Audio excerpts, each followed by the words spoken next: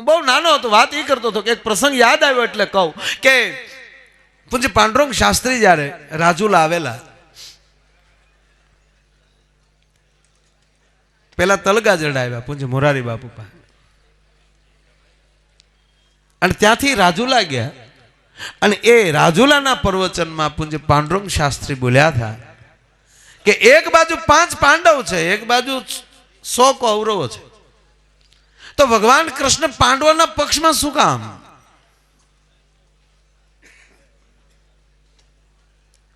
આમ તમે ગણો તો એટલું બધું દુર્યોધને કોઈ નીતિ એટલી બધી ચૂક્યો નથી એના વટ સિવાય. રાજાઓમાં શ્રેષ્ઠ રાજા તરીકે દુર્યોધનની જ ગણતરી થાય, ધર્મરાજા યુધિષ્ઠિરની ન થઈ શકે રાજાની ગણતરીમાં. સાહેબ, શ્રેષ્ઠ રાજા તરીકે દુર્યોધનને સ્વીકારવો પડે. બેસી જાઓ.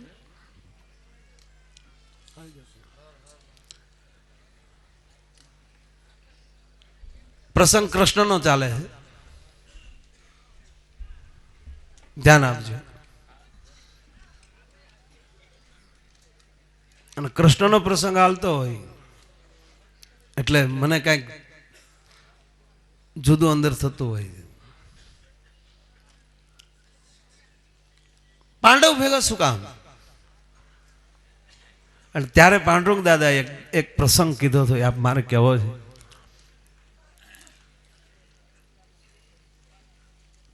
કોઈના ઘરે પાંડવ અને માં કુંતાની રોકાણા છે. જેના ઘરે રોકાણા એ વાળું કરે અને રાતે સૂતા છે ત્યારે રડવાનો અવાજ આવે છે. કોઈ સ્ત્રી રડે છે ત્યારે માં કુંતા એને ગોતે છે, કોણ રડે છે? તો જેના ઘરે રોકાણા હતા એ માડી જ રડતા હતા. ત્યારે માં કુંતા એમ કહે છે કે બેન, આજ અમે તારા ઘરનું ખાઈને હુતા છે. હું પાંડવની માં છું, અમારા ભેદ ખોલવાનો ન હોય, અમારે ગુપ્ત રીતે રહેવાનું છે બેટા. 1 વર્ષ ગુપ્ત રીતે રહેવાનું છે, અને જો ખબર પડી જાય પાછું મારે 12 વર્ષ વનમાં જવું પડે. તું કોઈને કહેતી નહીં બેટા, પણ તારી આંખમાં આહુડા, તારું રુદન, તારું એકલું ગળું ગાંજે છે, તું એકલી છુપાતી છુપાતી રડે છો. એટલે આજ માં કુંતા તને પૂછે છે બેટા તારું દુઃખ શું છે? અને ત્યારે બાઈ એમ કહે છે કે માં, દુઃખ મને એ વાતનું છે, અમારા ગામમાં રાક્ષસ આવે અને કેટલાય માણસોને મારી નાખતો હતો. નેમાલી જેટલાને ખવાય એટલા ખવાય, બાકીના પડ્યા રહે. પછી ગામના બધા ભેગા થઈને રાક્ષસને એટલું કીધું કે તું આવી રીતે આડેધડ મારે એની કરતા અમારા ઘરના અમે વારા કરી નાખે. રોજ એક માણસને મારવાનો, રોજ જેના ઘરનો વારો હોય એના ઘરનાને એક દીકરાને જવાનું, એક પાડો લેતો જવાનો, એક માણસને જવાનું, અને એમ કહેવાય એક ગાડું લાડવા લેતા જવાના. લાડવા તો બની ગયા, પણ માં આમ કરતા કરતા મારા ઘરનો 3જો વારો આવ્યો છે. હું 3 દીકરાની માં હતી, આ છેલ્લો 3જો દીકરો વધ્યો છે. માં, હું કાલ વાંજણી થઈ જવાની છું એટલે હું રડું છું. કાલ મારો છેલ્લો દીકરો જશે, રાક્ષસ એને મારી નાખશે. કાલ હું 3 દીકરાની માં હોવા છતાં કાલ હું વાંજણી થઈ જાય. અને તેથી માં કુંતાએ કીધું હતું બેટા દીકરી તું રડીશ નહીં. કે કેમ? કે મારે 5 દીકરા છે, તારા ઘરનું ખાધું છે એનો મોભ ન તૂટવા દેવાય. કાલ તારા દીકરાની બદલે મારો દીકરો ભીમસેન જાહે, તું ચિંતા કરતી નહીં. હવે એ કથામાં આગળ નથી જવું. દાદા બોલ્યા ત્યારે કે એ પછી શું ઘટના ઘટી, રાક્ષસને એમ કહેવાય ભીમસેને ભલે મારી નાખ્યો, એ વાત જુદી, પણ બીજાની માટે પેટનો દીકરો દઈ દેવાની જેનામાં તેવડ હોય એની ભેગો ભગવાનને 100% રહેવું પડે સાહેબ. તો મારા આહિર સમાજ હતો એવા કેટલાયના માટે એમ કહેવાય પંડના દીકરા દઈ દીધા છે. આપણી ભેગો મુરલીધર હું કામ ન રહે ભલા માણા? વિશ્વાસ અને ભરોસાથી કહું કે 100% કૃષ્ણ આપણી ભેગો હોય ને હોય, એમાં કોઈ વસ્તુ ઘટે નહીં. અને આ એટલો મેળાવડો આ કૃષ્ણ જ ભેગા કરીએ કે આપણું ગજું છે. અને આ દેવળમાં એ તમને લાગે હું તો હોય એમ? અરે અહીંયા બેઠો જશે એટલા માતા એને હું ગાવતી છે, નાય તેટલી આવી હોય ને એ હુઈ રે, રામ રામ કરો. એની કૃપા છે આપણા ઉપર, અને કૃપા 100% છે ને ભાઈ. નકર 40 વર્ષ પહેલા હું હતું આપણી પાસે? ખાટલા નહોતા હારા ઘીરે, એને બદલે પાણો નીકળ્યો. એક ડંફરિયું ભરોતા કેટલા આવે. એ હજી રોડે ન પોગે તો મોબાઈલ કરીને કીધે ઓલાનો ઓલે રોડે આલ્યો જાય છે. એ બેન કરો ને ધંધા પાય, મોબાઈલ બીજાને કરાવીને પકડાવો છે. આ દુનિયામાં દુઃખી કોઈ ન હોઈ શકે. આ દુનિયામાં કોઈ દુઃખી ન હોય. દુઃખી કોણ હોય ખબર? બીજાની પ્રગતિ સ્વીકારવાની જેનામાં તેવડ ન હોય એ જ આ દુનિયામાં દુઃખી હોઈ શકે.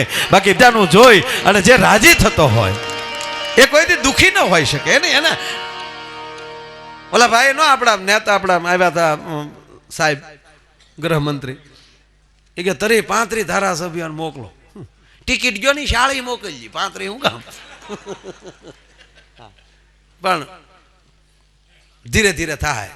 એક ભાઈ મને કે આપણા સમાજના ધારાસભ્યો ઓછા છે. આપણી કોઈની ફાઇલ્યું એટલી બધું ગાંધીનગરમાં હલવાની નથી છે, એટલે બરાબર છે. આપણે હોય હું હેઠા સિવાય બીજી વાત એટલે માપે ધારાસભ્ય ઘણા. હમણાં એક ધારાસભ્ય ગાંધીનગર ગયા, ત્યાં કોકે પૂછ્યું ઇંગ્લિશ ફાવે? ઓલો કે સારું હોય તો દેશી ફાવે. ઓલા ભાષાનું પૂછે ને ઓલું પીવાનું સમજદાર.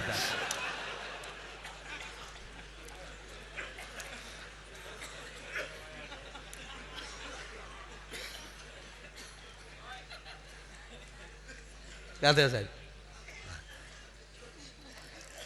મારે એક બે પ્રસંગ એક સારા કહેવા છે, તમને હવાણ આવે ને મને હવાણ આવે. હા, એક બે વાતો કરવી છે.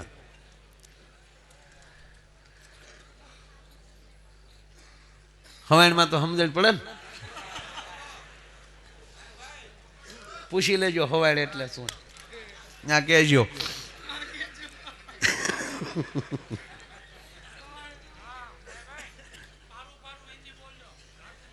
પારું પારું બસ એમ તો બરાબર. એમ તો એટલું તો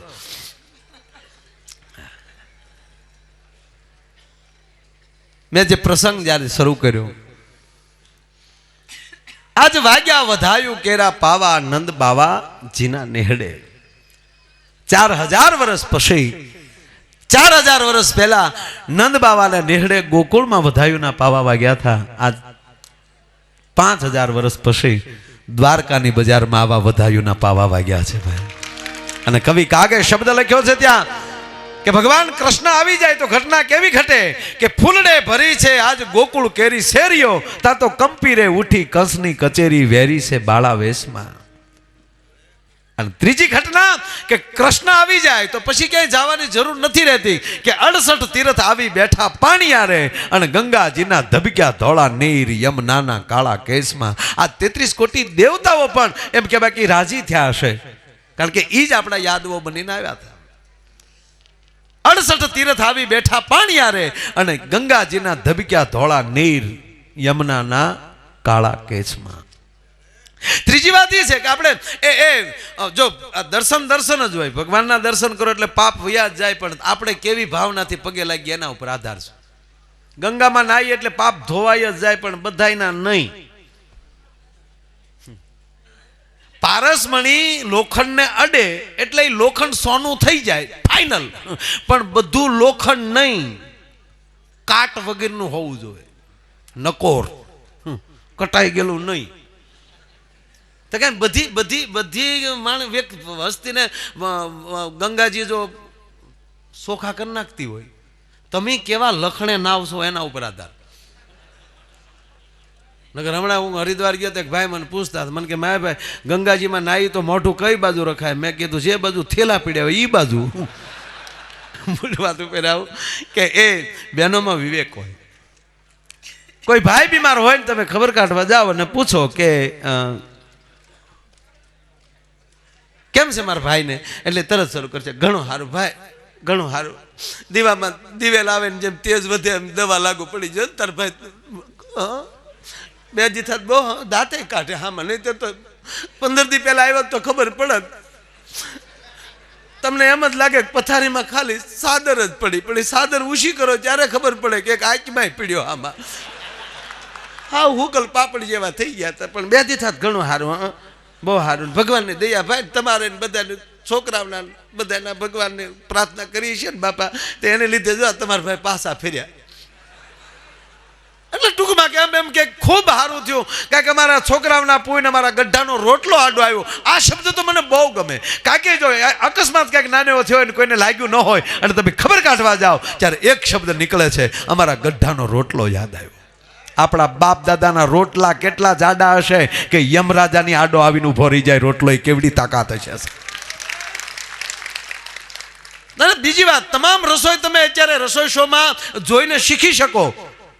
તમામ વસ્તુ તમે શીખી શકો, એની નોટબુક એની બુકો આવે એમાંથી તમે શીખી શકો. પણ બે જ વસ્તુ એ કોઈથી શીખી ન શકાય, એક રોટલો ને બીજી લાપસી. એ તો જેની માને આવડતું હોય એની દીકરીને આવડે. હા, રોટલાને એવું નહીં તો આપણે આવ્યા હતા ગાંધીનગરથી બેનો રોટલા શીખવા અને આપણા ગામડામાં આવે ને કીધું બહેનો અમારે રોટલા શીખવા છે. તો આપણી માવું કે મરો વયો આમ રહોડામાં, જેમ ઝોકમાં બકરી હોય એમ વહી આવ્યો આમ ડફો ડફ. માછલા જેવા સેન્ડલ બારા કાઢ્યા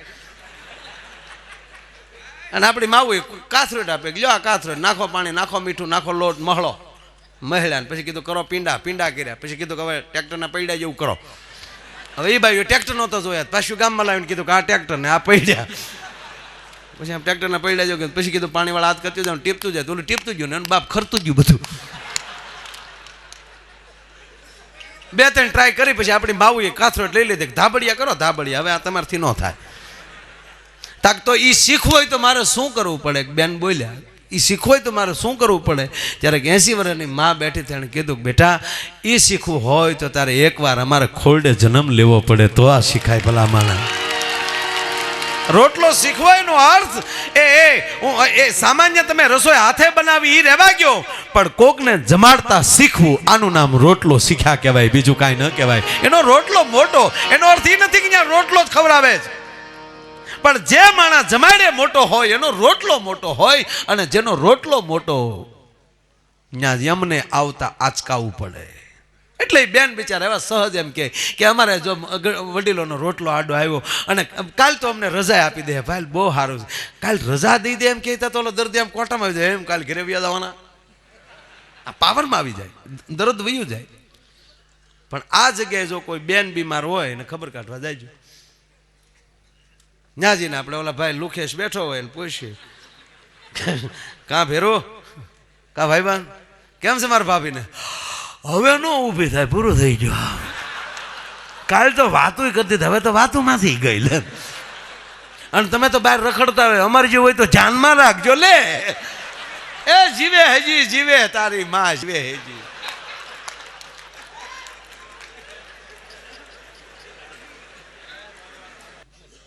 અમારે એક આવી રીતે પ્રોગ્રામમાં પૈસાનું ઉઠતા ને વિડીયો સીડી જોઈ ગયેલા ને અમારે એક મહાત્મા રોડને કાંઠે રહેતા હતા. अरे मैं आया, मैंने कि भंडारा करना है कुंभ के मेले में जाकर. कुंभ आ रहा है, कुंभ पहला कुंभ नो मेलो तो नहीं पहला कुंभ में जाना है, भंडारा करना है, गुरुजी की कृपा है. हमारे एक प्रोग्राम कर डालो. એટલે અમે કર્યો પ્રોગ્રામ. એટલે પછી વચ્ચે વચ્ચે આવો ફાળો આવતા હતો એટલે અમે બોલતા હતા. એમાં એક હાવ સાહિત્યનો પ્રેમી માણા મને કે મારા ભાઈ વચ્ચે બોલો છો ને આખા કાર્યક્રમનું ઓલું થાય. મને કે પ્રોગ્રામ ચાલુ રાખ. અરે મેં કીધું બાપુને ભંડારો કરવો ત્યાં જઈ, હા રસોડું ખોલવું જ એના માટે પ્રોગ્રામ છે. તો એ ભાઈ ઉભો થઈને કે ઘટે હું એ કયો ને તા તો બાપુની જટા છોટી ક્યાં બાત હે, કરણ કા અવતાર હો ગયા. ઘટે શું કે કોઈ પહેલે આપણે હાથ ફેલાવાની જરૂર નથી માયાભાઈ. 150 ડબ્બા ઘી લખી નાખો, 20 બોરી ખાંડ લખી નાખો, 40 બોરી ચણાનો લોટ લખી નાખો અને 150 ડબ્બા તેલના લખી નાખો. હાલો હવે કઈ ઘટે? બાબુ કે કુછ નહીં, ચાલુ રાખો પ્રોગ્રામ, ચાલુ રાખી દો. અને અમે પછી બીજો કોઈ ફાળો લેવાનું બંધ કર્યું. સાહેબ એકલો પ્રોગ્રામ ને એવો રસબોળ પ્રોગ્રામ વયો ગયો. હમણાં બાપુનો ફોન આવ્યો, માયાભાઈ વો કોણ સે ગાँव का था. મેં બાપુ એ તો તમે ગોતો, હવે જે બોલે ને વયો ગયો. એ માણા લ્યો, રોડ કાંઠે તો આવું થાય.